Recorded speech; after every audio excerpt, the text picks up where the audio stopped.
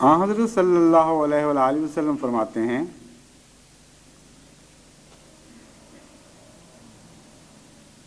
کہ جب رمضان کی پہلی رات آتی ہے تو شیطان اور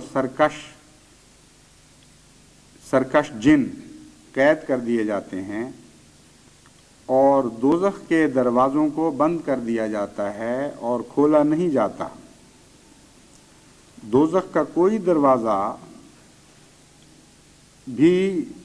کھلا نہیں رہنے دیا جاتا اور جنت کے تمام دروازے کھول دیے جاتے ہیں اور کوئی دروازہ بند نہیں رہنے دیا جاتا۔ اور ایک اعلان کرنے والا یہ اعلان کرتا ہے کہ اے نیکی کی طلبگارو، نیکی کی طرف متوجہ ہو، اور اے برائی کا ارادہ رکھنے والو، برائی سے باز آ جاؤ۔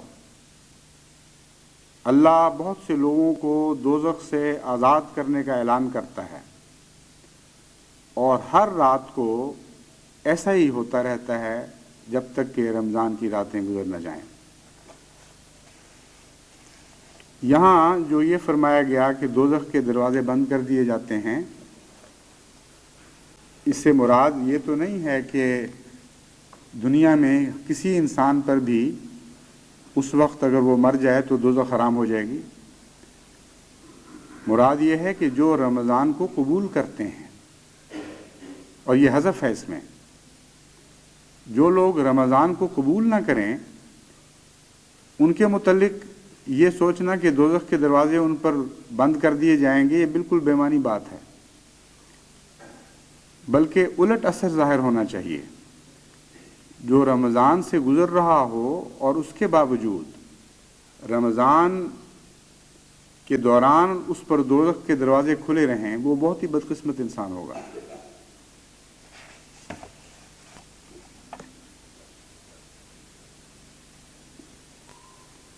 پھر حضور صلی اللہ علیہ وآلہ وسلم فرماتے ہیں، اور یہ ابو ہریرہ کی روایت ہے صحیح بخاری میں،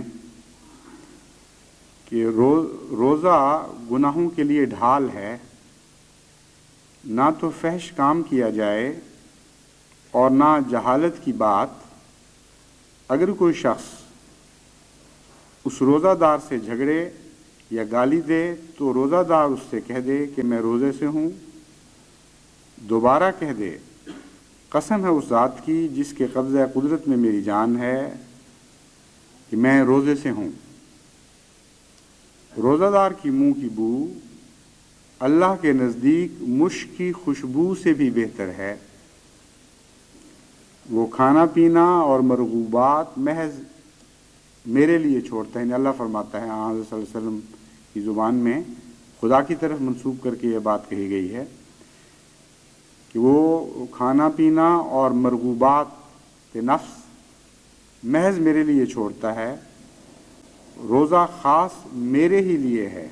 اور میں ہی اس کا صلہ دیتا ہوں، اور ہر نیکی پر 10 گنا ثواب ملتا ہے۔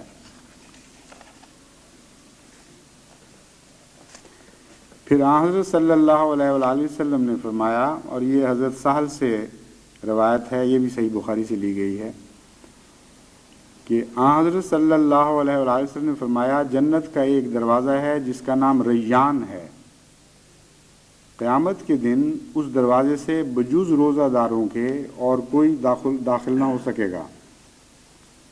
کہا جائے گا روزے دار کہاں ہیں، اور ان کو آگے بلایا جائے گا اور اس دروازے سے صرف انہی کو داخل ہونے کی دعوت دی جائے گی۔ حضرت مسیح موعود علیہ الصلوۃ والسلام فرماتے ہیں کہ حدیث شریف میں آیا ہے کہ وہ 2 آدمی بڑے بدقسمت ہیں، ایک وہ جس نے رمضان پایا اور رمضان گزر گیا اور اس کے گناہ بخشے نہ گئے،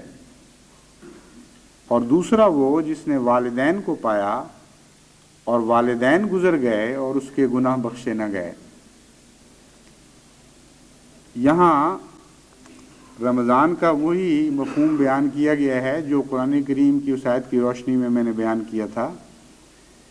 کہ ہر شخص کے لیے جہنم کے دروازے بند نہیں ہوتے۔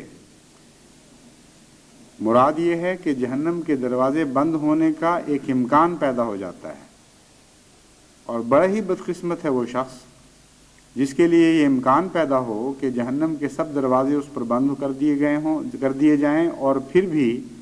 وہ ایسے اعمال بجا نہ لا سکے جن کے نتیجے میں وہ دروازے بند کیے جاتے ہیں۔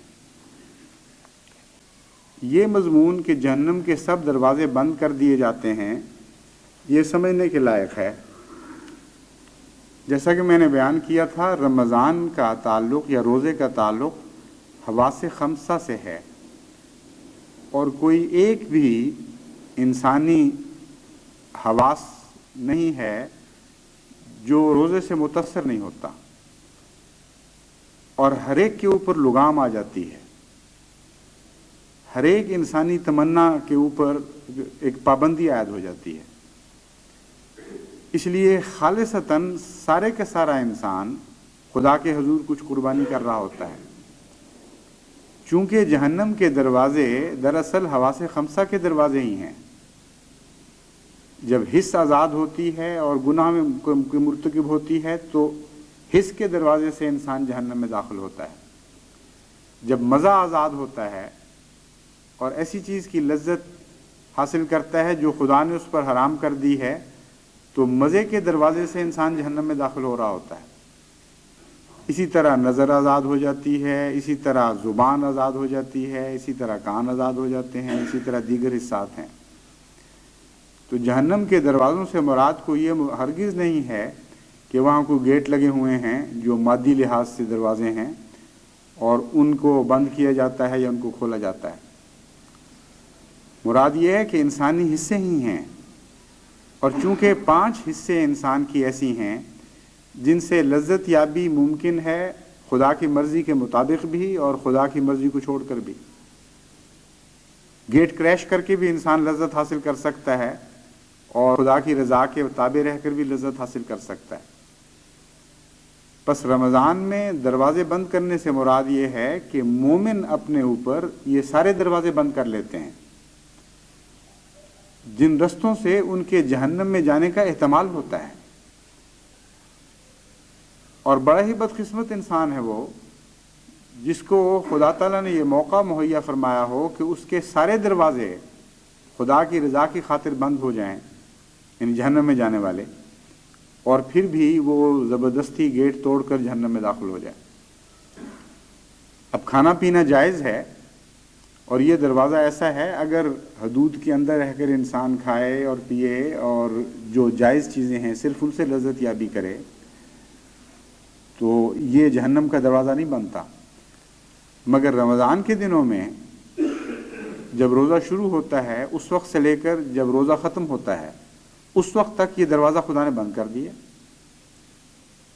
اور ساری حلال چیزیں بھی اس وقت حرام ہو جاتی ہیں۔ تو جو اس دوران گیٹ توڑتا ہے اور بے وجہ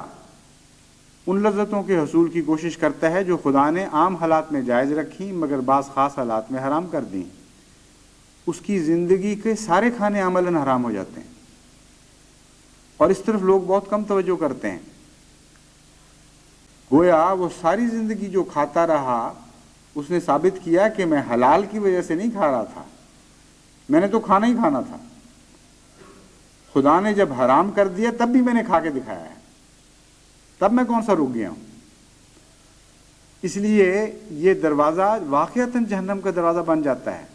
اس کی ساری عمر کے کھانے، اس کی ساری عمر کے مشروبات اور لذت یابی جو منہ کے رستے حاصل کرتا رہا ہے وہ ساری حرام کے زمرے میں داخل ہو جاتی ہے۔ تو روزہ ترک کرنا ایک بہت ہی بڑا گناہ ہے اور بہت ہی خطرناک کمزوری ہے جو انسان دکھاتا ہے چند دن کی تکلیف سے بچنے کے لیے۔